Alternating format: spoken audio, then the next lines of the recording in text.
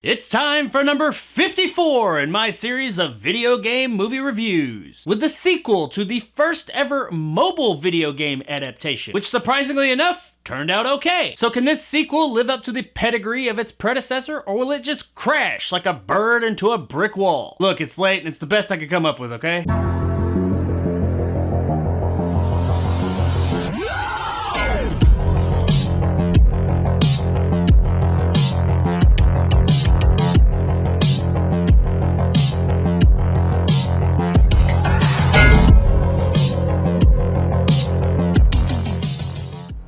The Angry Birds Movie 2 is brought to us by directors Thorpe Van Orman and John Rice, and stars the voice talents of Jason Sudeikis, Leslie Jones, Josh Gad, Bill Hader, and more. We once again follow Red sometime after the events of the first movie where he saved Bird Island from the evil piggies. There's a non-stop struggle of these two islands pretty much just screwing with each other every day now. And Red is the hero of Bird Island. Everyone looks up to him. He's like a superstar on Bird Island. One day, however, things change. A giant ice ball is dropped near Piggy Island, and they send out letters to Bird Island calling for a truce. And all the birds rejoice that finally we're gonna have peace. Except for Red, he is understandably so calling suspect. But apparently the piggies truly do want a truce with the birds because they have seen a larger threat in a third island that no one knew about called Eagle Island. Eagle Island is a frozen wasteland, and the eagles that reside there don't really care much for the ice. So they continuously shoot it out across the cosmos, where it's landing at Piggy Island and Bird Island. These eagles aren't very nice, and they're led up by Zeta, who is voiced by Leslie Jones. So Red and the gang reluctantly team up with the piggies so that they can infiltrate Eagle Island and hopefully save their way of life.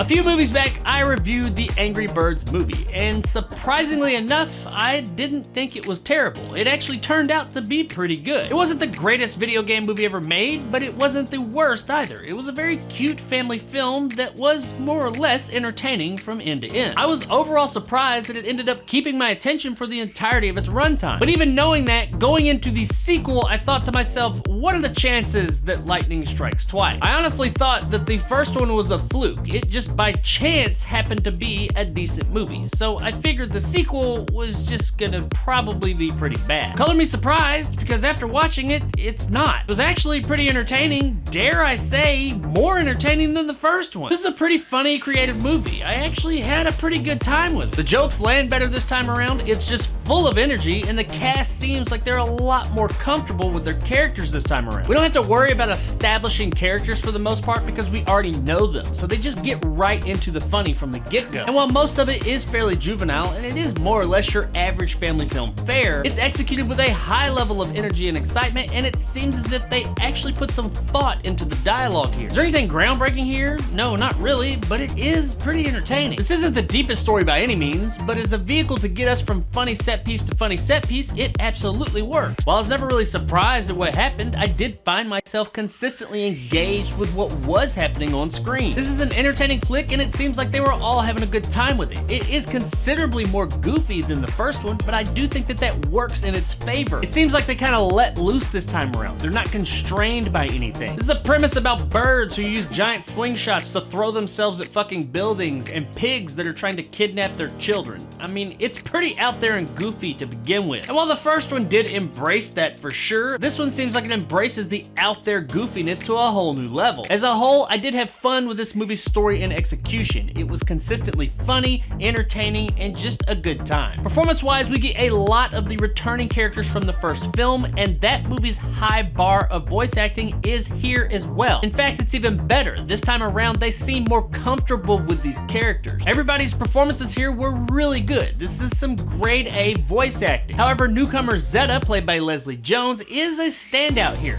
Not so much as the performance, not to say her performance is bad, it's just as good as everyone else's, but this character definitely stands out from the pack. Some of the funnier scenes in the movie do concern this character, and Jones pulls it off without breaking a sweat. She slides in with the other comedic heavyweights effortlessly. Now that's not to discount Sudeikis, Gat, Hader, and everyone else involved in the film. Everyone here is consistently great. Even if this isn't your kind of movie, you gotta admit that as a whole, this movie has some really great voice performances. Now, much like the voice performances, the technical aspects of this movie absolutely stand up to the first one as well. The look of the first film was something I praised when talking about that movie, and here it looks fantastic too. Not only does it look as good as the first one, it looks better in fact, which isn't that surprising because it is a few years later and technology evolves, so it makes sense that it does look a bit better. Everything here looks great. This is a high dollar production. This is some really detailed CGI. It does all have that cartoony look of the games, but that cartoony look looks fantastic here. While the characters do have that cartoony aesthetic, the environments and everything else is almost photorealistic in a lot of cases. There's attention to detail here that you just don't expect in an Angry Birds movie. But they went all out. These artists are extremely talented individuals. Everything from the artwork, the aesthetic, the sound design, the editing, everything here is spot on. When it comes to the technical side of things, this movie is looking great. Guys, at the end of the day, the Angry Birds movie 2 was actually a whole lot better than I was expecting it to be, which is kind of what I said about the first movie, but I just didn't think that they were going to be able to pull it off twice, much less exceed what I consider to be the fluke of the first movie. But that's what they did. This movie is better than the first one in pretty much every way. This was an entertaining, funny, fun, energetic as hell family film. Notice I said family film, not kids movie, because it's not just for kids. Adults can actually watch this movie and have an entertaining enough time. The story and events are actually fun. There are some fantastic voice performances, and this is an absolutely beautiful movie. And while some will want to discount this movie because it is a family film or not, the Angry Birds movie 2 is absolutely worth a buy. Do it! Do it! Show me the money! Do it! You motherfucker! So, Show me the money! do it! I almost called this movie worth a rent, but then I got to looking at it and it is so good looking that I would be willing to watch this again in 4K. This is a really good looking movie, and on top of that, it's actually a fun movie. I wouldn't mind sitting through this movie again. So if you want to see a fun, goofy little movie that will probably exceed your expectations on pretty much every level, then check out the Angry Birds movie 2 one night, and I think you'll have a really good time with it. So there it is, guys, my review of the Angry Birds movie 2. If you enjoyed and want more content like this, hit that subscribe button and help my little channel grow. If you liked what I had to say, give me a like. If not, let me know in the comments below why. And as always, stay sexy, Eagle Island. Oh, you stupid bird!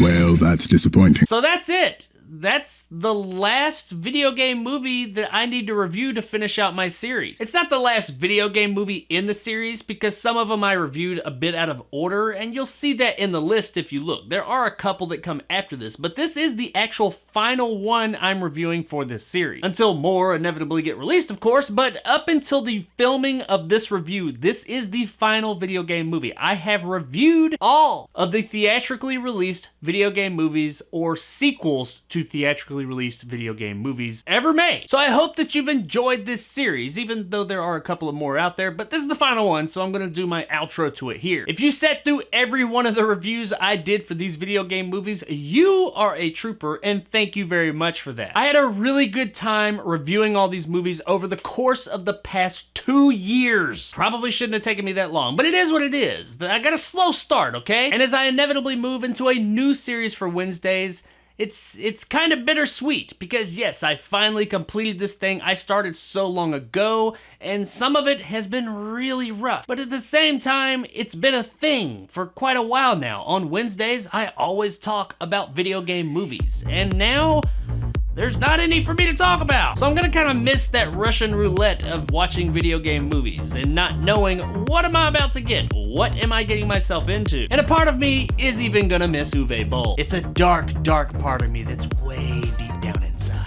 But it's there. In all honesty though, I have had a great time reviewing these adaptations of one of my favorite hobbies. And while none of these were ever the most popular videos I've ever done, I do appreciate everyone that gave them a chance. Hopefully as the years go on, people will find something in this playlist to like. And hopefully, maybe through this playlist, people will find that that video game movie curse that everybody talks about isn't maybe quite as true as everybody said. There are some good video game movies out there, and there's some really fucking bad ones too, but there are some good ones ones out there for sure. More than you probably remember when you think about video game movies. Overall, they've just kind of received a bad stigma over the years, and hopefully this playlist can open a few people's eyes to some of the gems that are hidden out there. So once again, I've had a great time doing this, and I will continue to do it as they release. But as far as a regular weekly thing, this is the end. I do have another series that will be replacing this one, and at first, it'll be kind of like when they replace one of your favorite characters on a TV show. I don't know how I feel about it, but after a while, I'll warm up to it, and it'll be alright. So thanks for watching, guys. I really appreciate it, and I'll see you in the next one.